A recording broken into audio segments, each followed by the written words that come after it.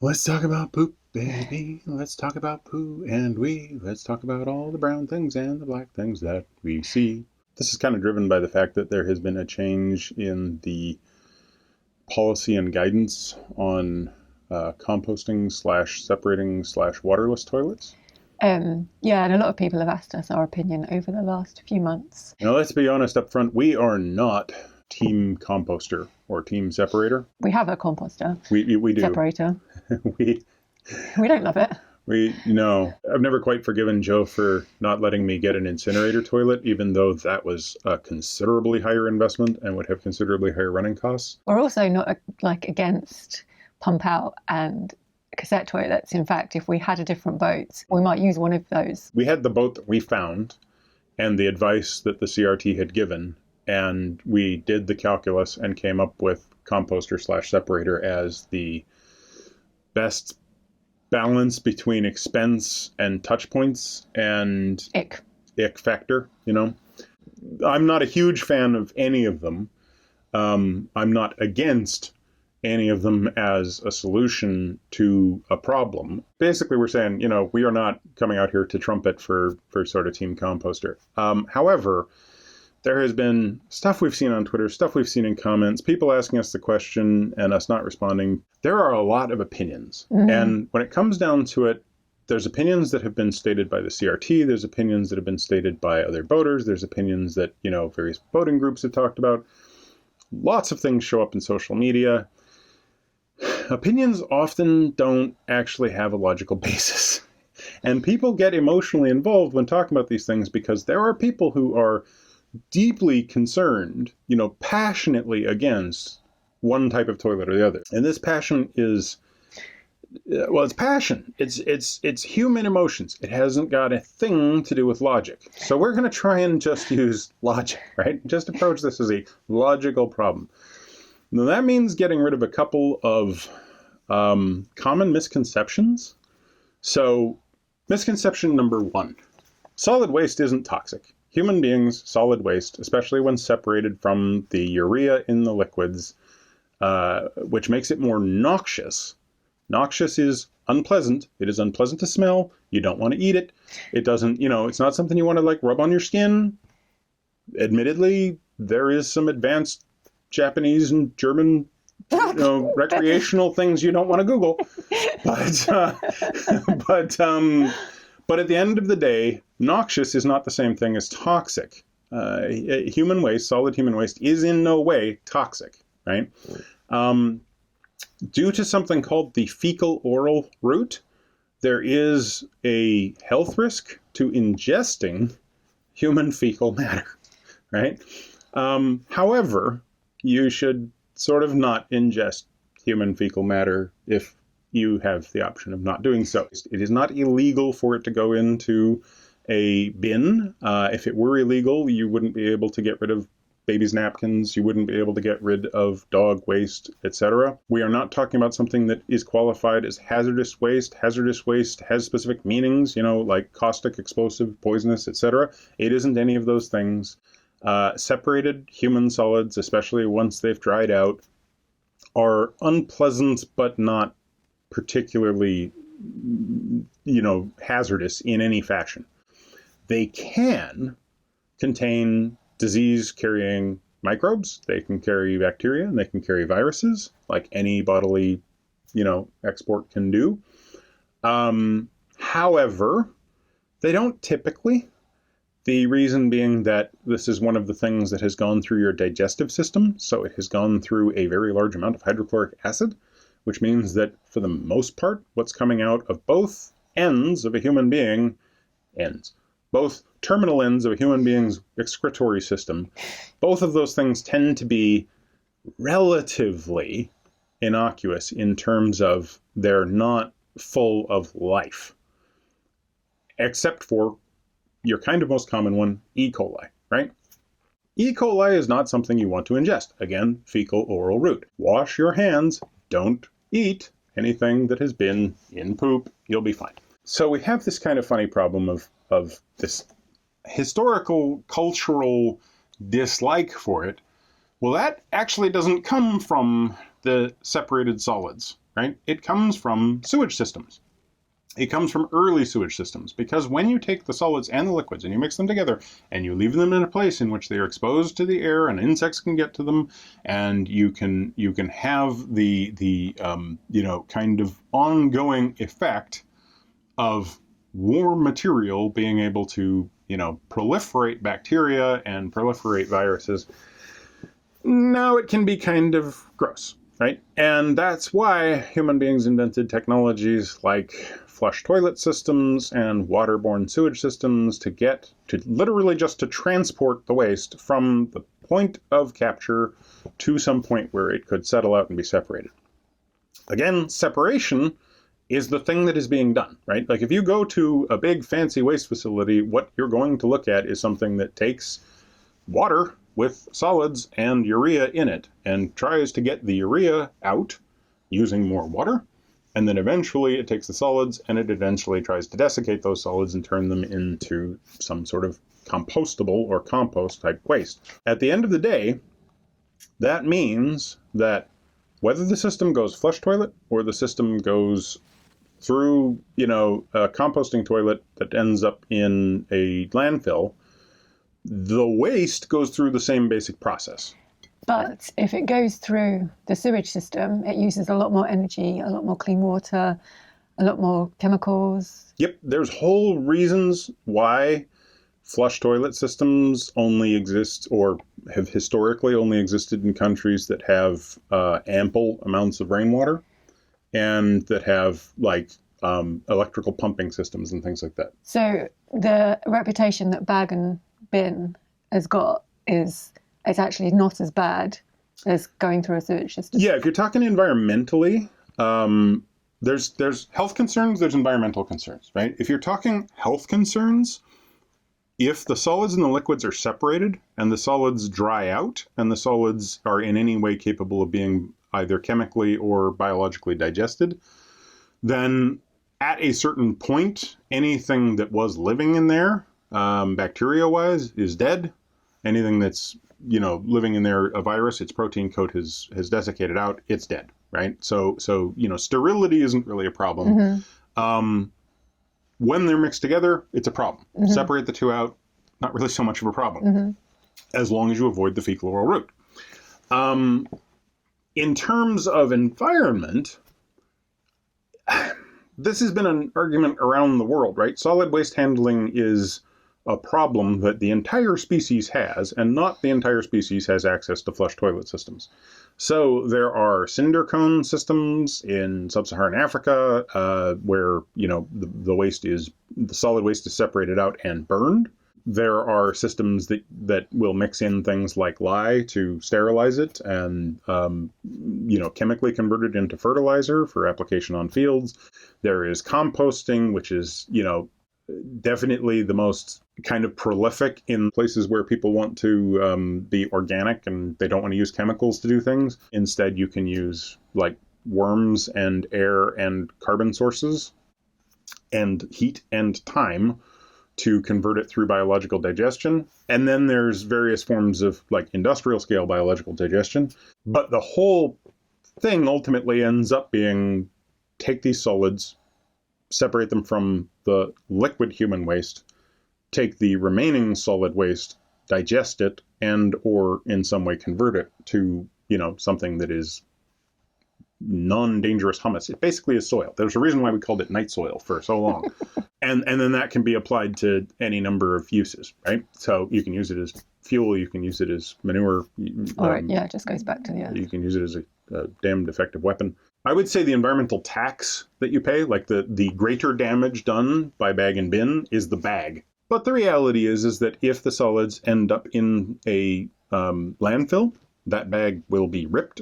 Those solids will be in the landfill, heating up and mixing with other solids, and you will get anaerobic digestion, and you will end up making soil.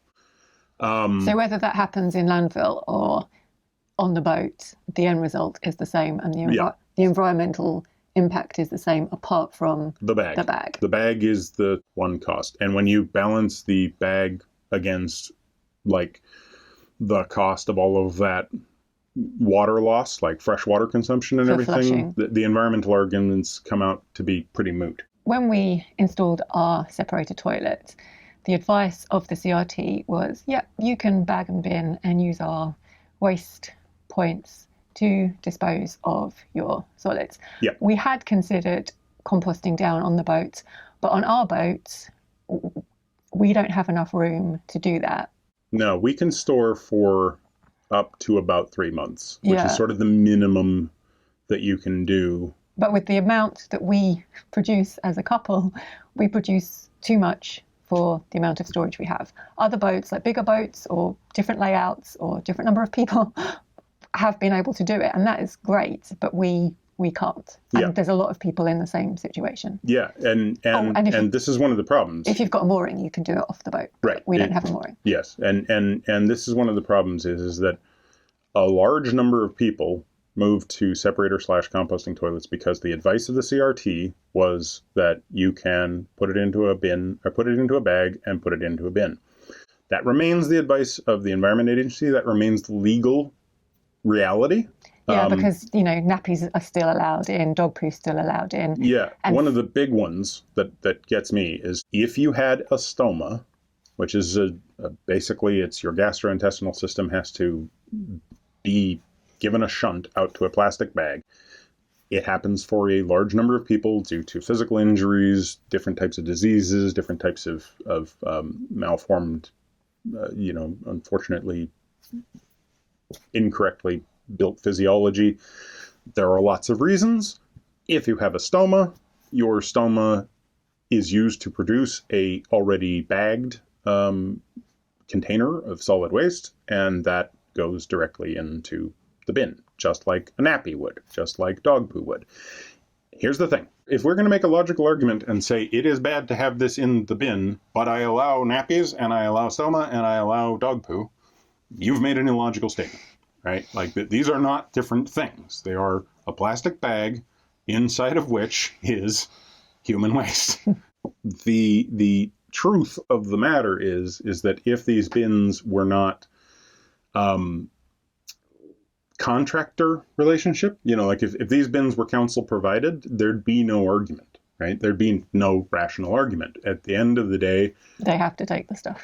Yeah, they would prefer to take it through the liquid sewage system rather than take it through, a bag system. The government can handle this, right?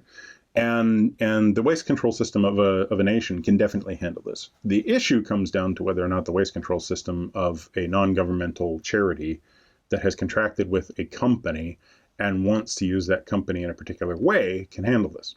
In February 2021, a blog post was changed on the CRT website. Unless you were signed up for an RSS feed or something off of that change, you wouldn't know about it except for through social media.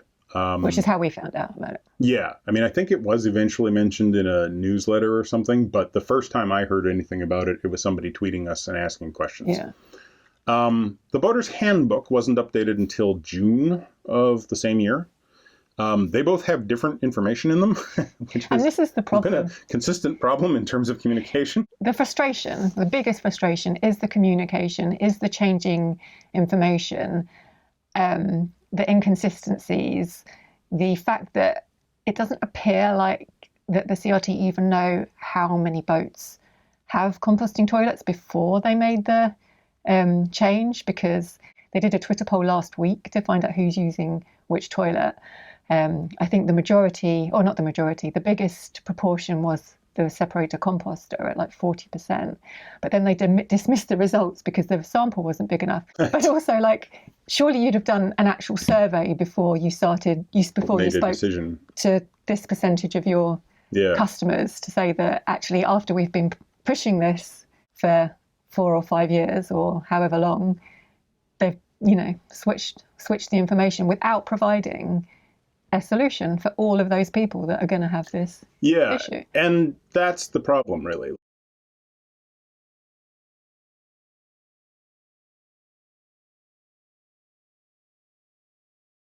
The communication hasn't been kind of a proactive, we're going to do a survey 1 year and see who has them. Then we're going to take the fact that you've said that you have them, and we're going to contact you specifically and say, what are your issues with this? Yeah, and find out what you need. Or how can we make this or service this problem in the future? Instead, what they've tried to do is shoehorn a solution into a balancing factor. The CRT has a certain amount of square footage that they have to make available for recycling and waste points, right? And what they did in the past was they had BIFA bring general waste bins, usually BIFA, I should say. There are places in which councils get involved in everything. But in most CRT waste facilities, there's at least a BIFA general waste bin and occasionally a BIFA recyclables bin.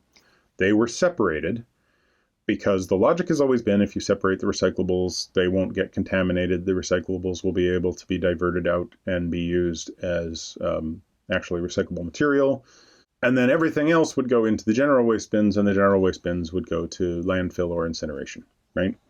Then the CRT started saying a few years ago, and we did talk to them about this, and we were, kind of interesting how this will happen.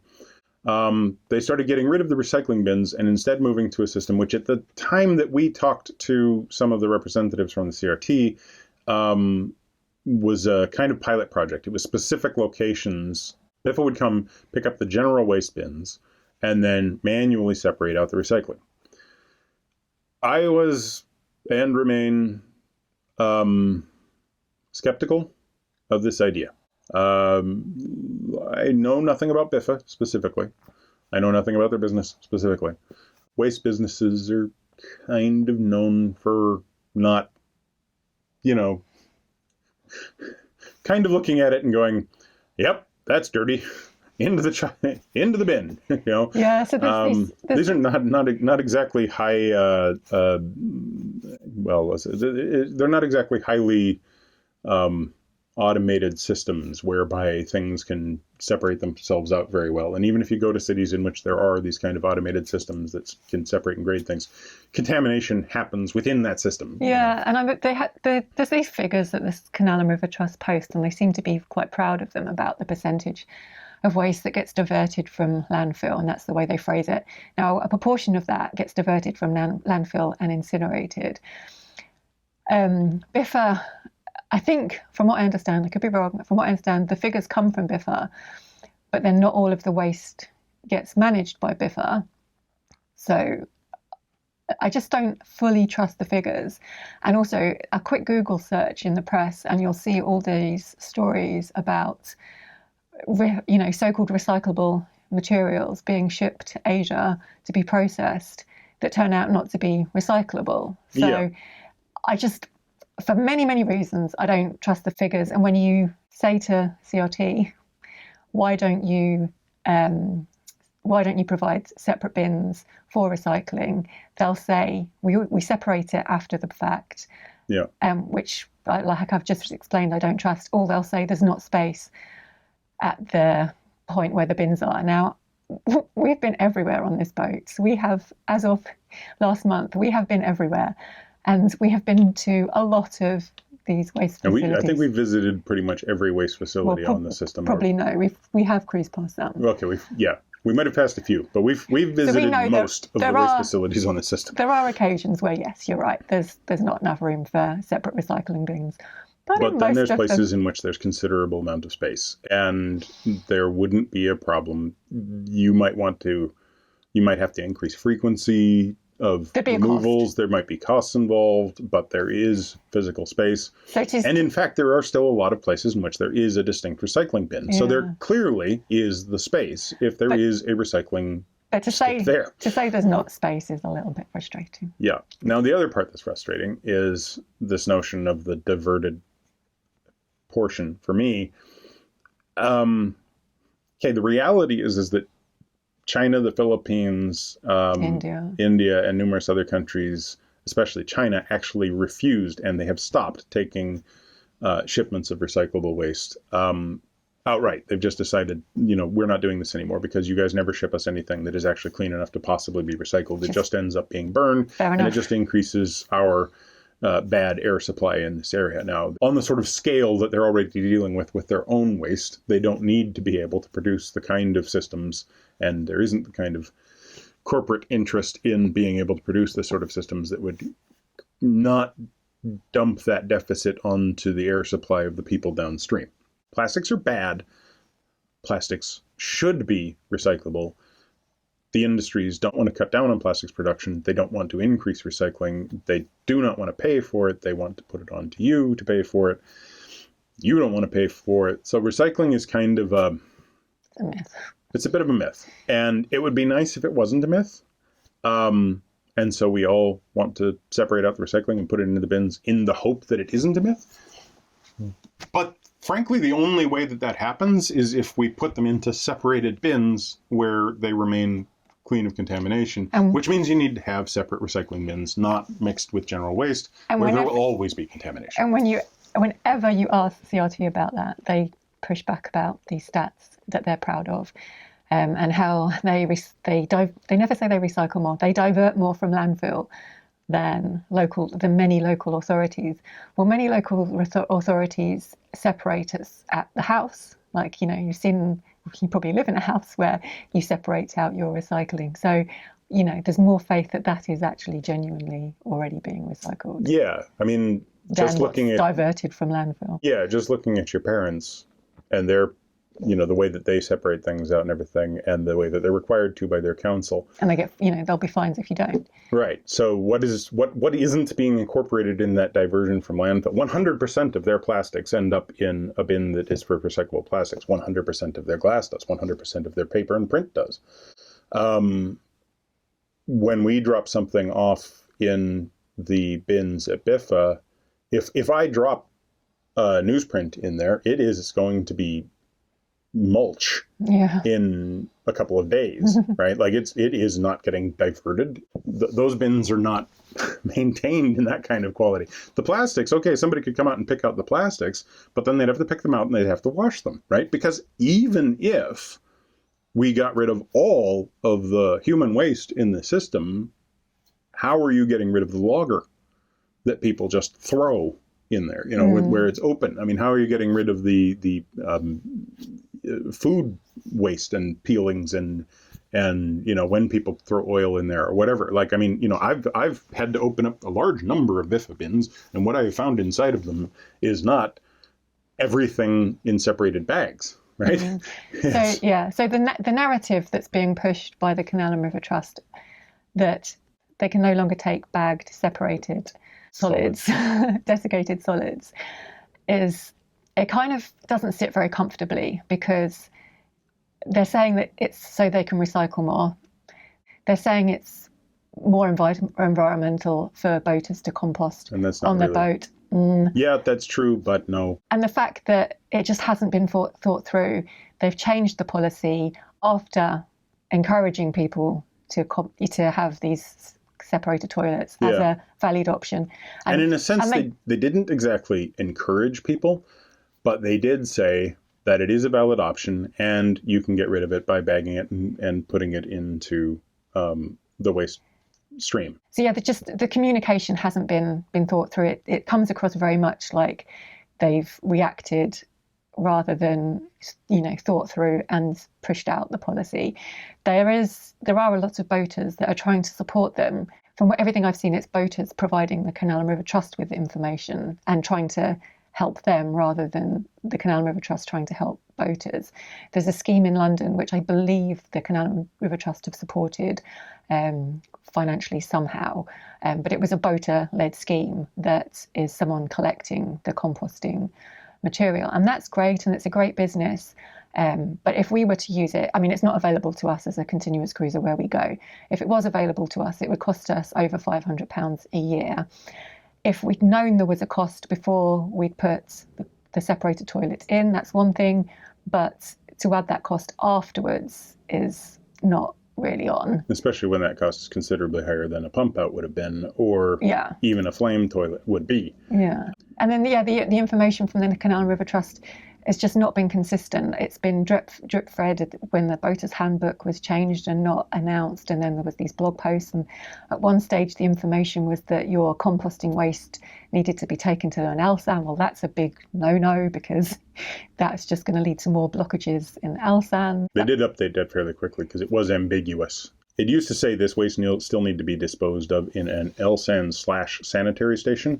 The fact is they meant, that it's the station where you find the LSAN, but not in the LSAN. But it's just... But not everybody can interpret that correctly, which leads to blockages. Yeah, which is one reason for not having a cassette, because so many of their LSANs are, not functioning.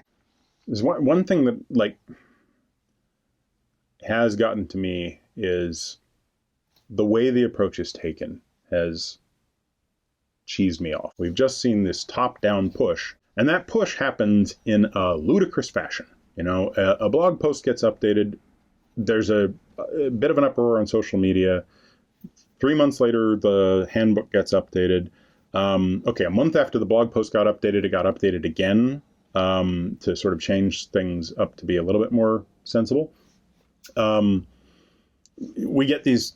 You get this noise around some of it where when you try and get into a rational conversation with the people at the CRT or, others involved in the whole problem, there are people who will just show up and yell stupid things like, it says composter. That's not composting. You're just separating. And it's like, yeah, I don't care about the way that the things are advertised. They're advertised... They actually say composting/separating most of the time, right? Sometimes they'll say waterless toilets. Yeah, so there's this weird view that people who bought composting toilets are shocked when they don't get compost out the after far a end. week. And it's like, no, we all know. Everyone knows. Everyone that bought one of these things sat down. They're not a small investment. No. They're considerably higher investment than a cassette. A large number of boats that people are buying used have a pump out anyway. You have to rip out a pump out in order to put... There's a lot of work. You're not going to do that without investigating. I mean, it's just basic. You know how long composting takes. It takes longer than 2 weeks. We spent 3 months trying to figure it out. And we tried to figure out ways... We seriously tried to figure out how to make it so that the composting action could actually occur for a year on a boat. The reality is that number is just pulled out of thin air. I mean, the funny thing is that if you look at their current statement on the website, it says in one point 3 months to 12 months before it's safe, and then it says another point it's 12 months. I'll tell you what, it's safe out of the toilet. I don't have, I don't currently have anything that can infect you again without you taking a spoon. And diving into that fecal oral route we were talking about. And then there's the other kind of misunderstanding or narrative that people are pushing, that it's like, you bought a composter, you have to then compost. Like, no. Nope. We bought a composting/separating toilet. We bought something that we knew did something that we had looked up, and separating is the thing that you want to do. And separation on a boat has major advantages, like the fact that I can just take a thing of liquids into an LSAN and just deal with the liquids, and I don't have to put in chemicals and everything. And if there's not an LSAN, we can use a public toilet because it's just a liquid. It's just urine. It's the same thing that's entering the system by other means. And also, if we are in an extremely rural location, we can take that thing more than 10 meters away from a freshwater source, and we can put it onto the land, because at that point it's a actually nutritious thing for plants, right? Like it's, admittedly you want to dilute it a little bit, but that's basically it, right? The reality is that there are advantages that composters have. There are advantages that pump outs have. There are advantages that cassettes have. There's advantages that incinerator toilets have. And every boater who has any of those ones, who didn't just inherit it from the previous boat, but actually made a choice, has gone out and tried to do a best faith investigation of what they should do based on what information they have available to them. And they have gone with good faith to a website that wasn't updated until February of this year, and then was updated again in March. And if they'd picked up a boater's handbook until mid-June, they still wouldn't have gotten the information, because not everybody's going to find that silly blog post. One way or another, anybody who purchased the boat before that, in good faith, made an investment, a not unsubstantial investment, of both time and money in the system that they put onto their boat, believing that they could do what they wanted to do with it, working their butts off to try and, Do the right thing. do the right thing. The sensible thing to do would have been to understand what your customers are using. So do a survey of all of your customers to find out how big the issue is of people bagging and bailing. And then, as a result of that, putting something in place so that your customers, if you're saying to them, you can't use the general waste bin, having a solution already in place for those people. We meet lots of people on the system. We meet lots and lots and lots of continuous cruisers. We meet lots of people who live in marinas. We meet lots of people who, are thinking of buying a boat. Have been living on a boat for 20 years. We meet people all over the system. And one of the fun things about being a boater is most of them involve conversations about poop. And what we've discovered is that composting / separating toilets are here, and they are here in large quantities, and they are not going to go away, because if I look at the website right now, what they have updated this to, the current version of the blog post, this isn't in the actual Boater's Handbook, but in the current version of the blog post, the way they state it is, if you currently have a separator / compost toilet, thank you guys for making that distinction, on your boat, and are not able to completely compost the solid waste from your toilet yourself, or have access to somewhere that will do it for you, then the alternative disposal method of bagging and binning is not an environmentally sustainable way to deal with this waste. That is not true.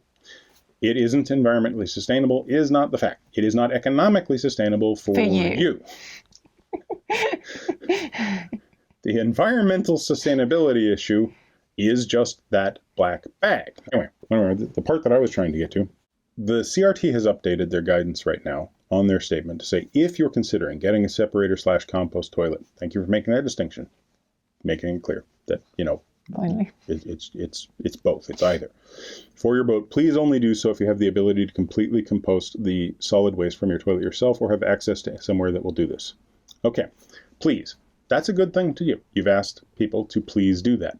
And I would say that anybody who is currently purchasing a boat, or currently has a boat and is looking for a replacement toilet, they should consider that as a request.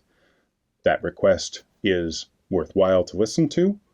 The CRT does not want to have the additional expense of having to pay BIFA to go back to a separated recycling bin and a general waste bin, and then they can just take that general waste bin and put it into landfill or incinerator as required. Or, something we haven't mentioned, providing a place where boaters can put their composted so that it can be collected together, which would be a huge business incentive, would look good environmentally, would probably be very good for, compost your food waste as well. It would bring in funding, and no doubt there are people who would probably be quite interested in having a charity do that. Anyway, that whole thing, right? If the CRT isn't going to provide for this in the future, then boaters who are considering getting a separator / composting toilet should listen to what we would say from the beginning to anybody considering that, which is consider an incinerator toilet. The request has been made. For the people who currently have one and who haven't between middle of June and December, because middle of June is when the handbook was updated, which is the only point at which somebody can reasonably look at it and go, okay, this is the official guidance. For those people, it states, from the end of December 2021, we request that no bagged solid waste from separator / composting toilets is disposed of in canal and river trust waste bins. Good. You've made the request. I don't think you're going to find that that request is going to be listened to 100%. And I don't think that your way of communicating has in any way made there be any moral or ethical or value-based judgment on the boaters who don't listen to your request. You've made a mistake. You've made a mistake in communication. You've made a error in how you approach a problem. We've seen things on Twitter where people have said things like, well, we provide waste bins and we provide the LSAN and that's what we provide. And it's like, well, no, you inherited the problem of providing for waste disposal for boats. Let's just think about how waste disposal was happening back in the day.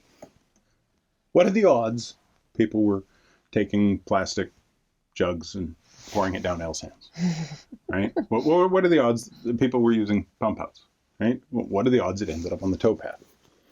Talking about back in the day. Back in the day, right? This is not a short-term problem. This is a long-standing issue, right? And there has to be some sort of means of dealing with black water waste, and there has to be, some sort of thought put into how to do that. And the pump outs are part of the solution, and LSANs are part of a solution. But as your customer base has evolved and your customer base has come across commercial solutions which you didn't say outright refuse, no, this is not allowed. You said this is fine, you can use it. The first time that the Canal and River Trust made a statement on the topic at all that we could find was a blog post mentioning composting. It's the same blog post that's been updated since. It was originally created on the 17th of November 2017.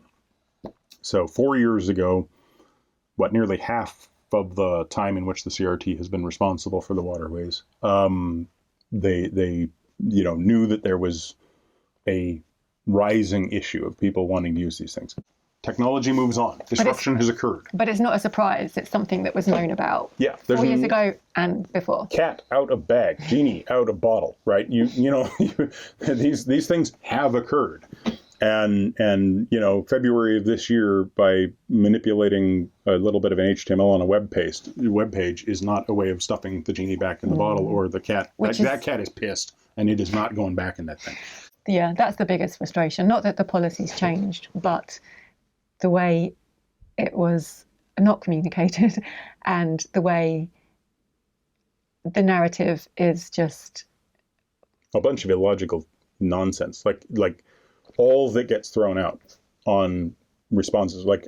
I read through some of the thread that Joe got into on Twitter. I only read through some of it, but many of the responses from the CRT's representative on that post were just logical fallacy after logical fallacy after logical fallacy, right? It's like, okay, here's something you don't have evidence for. Here's something you couldn't have evidence for. This is something that just isn't logical. You aren't putting the cat back in the bag. All you're doing is telling people that have made a significant financial investment, a significant time investment, that you don't care about them and that you don't care about any hardships that you're going to produce for them by changing a policy arbitrarily. The only reason you've changed that policy is because you don't want to incur the extra expense. And I get that, and then you've snowballed by saying things like, it can contain E. coli. That doesn't matter. Everything has E. coli on it, right? E. coli is literally everywhere. It is one of the most ubiquitous life forms on this planet. There is a potential, if the bag that I put stuff in breaches in such a way that it goes all over somebody's dietary supply or directly into the water stream, there is a extremely small potential risk. The reality is that there's no real risk compared to the other crud that's in that bin. Mm-hmm. The other very toxic, very dangerous, not good for human consumption stuff that ends up in every one of those bins that I've ever opened. Right? Yeah, and saying that, it's only environmentally sustainable for us if we compost on our boat. Nope. Yeah. It's just frustrating. It's more environmentally sustainable, but me composting / separating is already me doing a better job of being environmentally friendly and is more sustainable than me putting formaldehyde or other chemicals into a slurry of my liquid and solid waste. All of the existing solutions, except for incinerator toilets, which have their own problem with the environment because you're burning LPG, are less than perfect and environmentally sustainable enough. And I chose composting / separating because it was a better choice environmentally than the two cheaper options. Even when you bag and bin. Even when you bag and bin. Thanks for hearing us out. Thanks for hearing us out. It's been a long thing. We've done the Let's Talk About Poop thing for the last time, hopefully. One way or another, I get what the CRT wants out of this. I just wish there'd been actual communication. And it could have been done so much better. Yeah. Get your customers buy-in. Don't alienate your customers. Yeah. A request, especially when we're talking about a problem which isn't toxic, it isn't hazardous waste, it isn't producing, the same sort of problems that a battery or petroleum oil canisters create or anything, it's producing a complication and a contractual problem between you and a contractor, a third party that, you can change your relationship with. So thanks for listening to me produce a bunch of hot gas and solid waste. If anybody wants to send me an incinerator toilet or wants us to sponsor an incinerator toilet on our channel, we are happy to do so for a severe and really substantial discount. Yeah, we'll pay you. Well, yeah. Honestly. So thanks for watching. Give us a thumbs up. Don't bother with the comments down below. We're turning them off. It's not that we don't like hearing from you. We really do, and we like responding to comments and everything. But at the end of the day, this is one where the majority of people will probably be like, yeah, thumbs up, and there will be quite a few like CRT bad, and we don't really want to get into those conversations. And then there will be a large number of people who didn't listen to the thing at all and are basically just composting is evil. So, not even going to bother.